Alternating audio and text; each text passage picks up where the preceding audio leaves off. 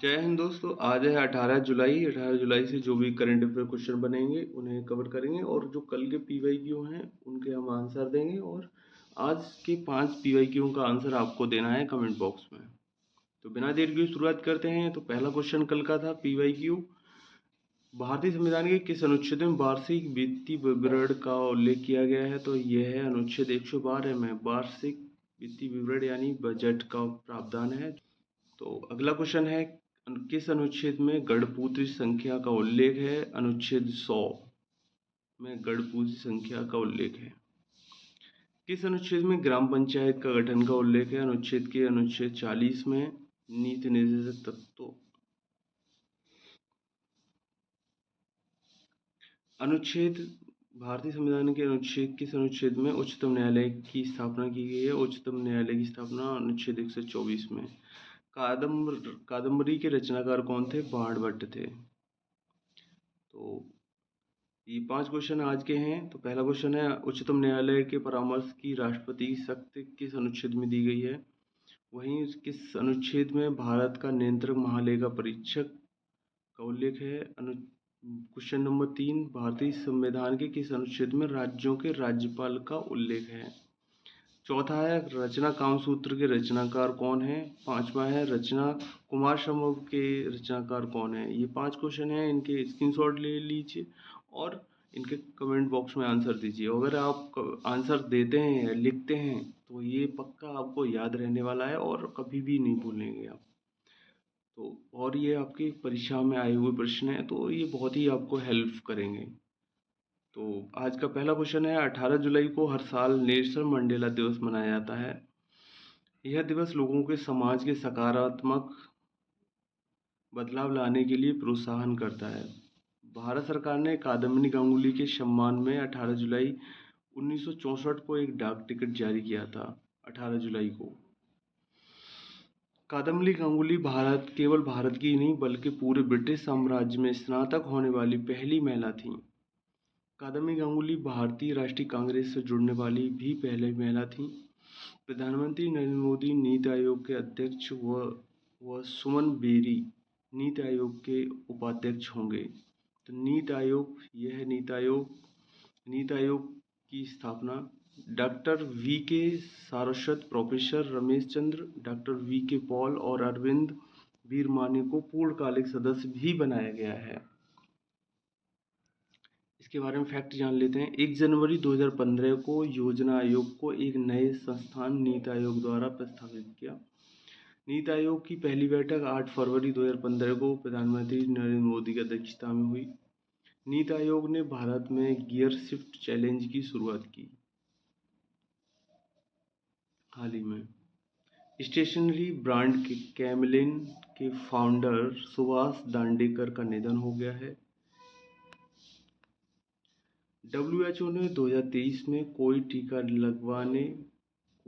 नहीं लगवाने वाले बच्चों की दूसरी सबसे बड़ी संख्या भारत में है।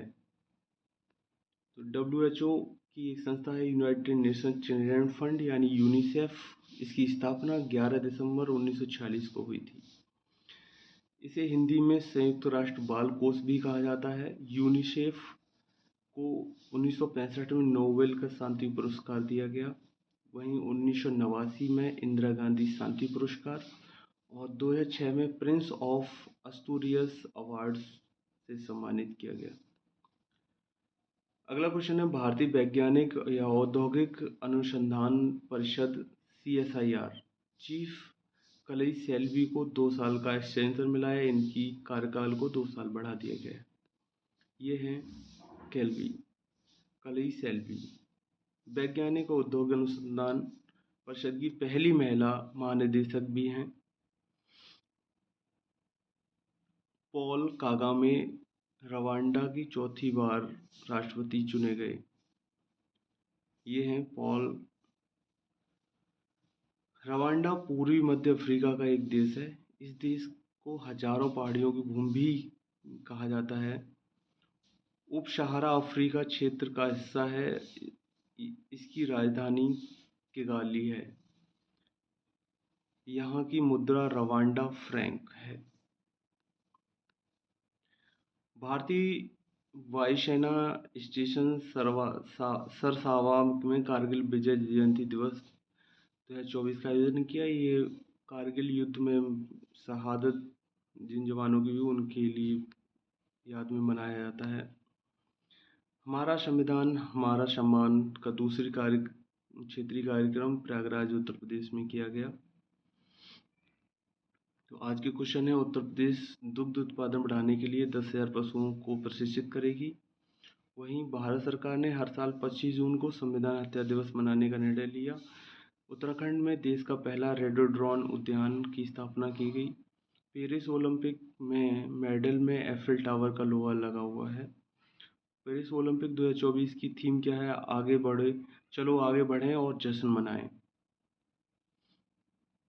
नीति आयोग ई फास्ट इंडिया पहल के तहत गियर शिफ्ट चैलेंज शुरू किया है। जस्टिस गुरमीत सिंह संधावालिया को मध्य प्रदेश हाईकोर्ट का नया मुख्य न्यायाधीश नियुक्त किया। जस्टिस गुरमीत सिंह संधावालिया को मध्य प्रदेश हाईकोर्ट का नया मुख्य न्यायाधीश नियुक्त किया। 2024 में सबसे ज़्यादा मैच जीतने वाली टीम भारत है। पहली बार पेरिस ओलंपिक में 4 नए खेलों को जोड़ा गया। वो क्या हैं? Break dancing, skateboarding, surfing, sports climbing. Jharkhand राज्य सरकार ने दिव्यांग छात्रों के लिए भारत का पहला विश्वविद्यालय स्थापित करने की घोषणा की। हाल ही में संघाई सहयोग संगठन ने बेलारूस को समूह के 10वें पूर्ण सदस्य के रूप में शामिल किया है। क्रिकेटर गौतम गंभीर भारतीय पुरुष क्रिकेट टीम के मुख्य कोच बने हैं। उत्तर प्रदेश सरकार ने कृषि क्षेत्र के कामगारों के लिए मजदूरी की न्यूनतम दरें 237 रुपये प्रति दिन निर्धारित की। उत्तर प्रदेश राज्य सरकार द्वारा वृक्षारोपण जन अभियान 2024 की घोषणा की। हाल ही में हेमंत सोरेन ने झारखंड के मुख्यमंत्री बने। झारखंड उच्च न्यायालय के मुख्य न्यायाधीश विद्युत रंजन बने हैं। तो आज के लिए इतना ही करंट अफेयर। अगर वीडियो आपको अच्छी लगी हो तो प्लीज़ लाइक शेयर सब्सक्राइब करें। Thank you for watching.